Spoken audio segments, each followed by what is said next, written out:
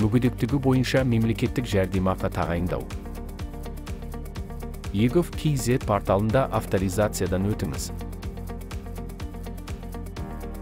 Басты бетте азаматтарға әлеуметтік қамтамасыз ету, зейнетақымен қамтамасыз ету бөлімін таңдаңыз. Қызметтер тізімінен мүгедектігі бойынша мемлекеттік жәрдемақы тағайындау бөлімін таңдаңыз және онлайн сұрау батырмасы бойынша өтіңіз. Тіркелген мекен жайыңызды растаңыз. Өтініш берушінің санатын ЖСН таңдап, бұдан әрі батырмасын басыңыз.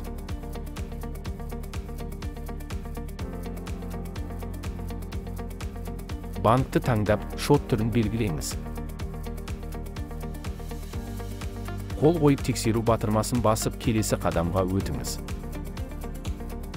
Өтінімге қол қоюдың қолжетімді әдістерінің бірімен қол қойыңыз.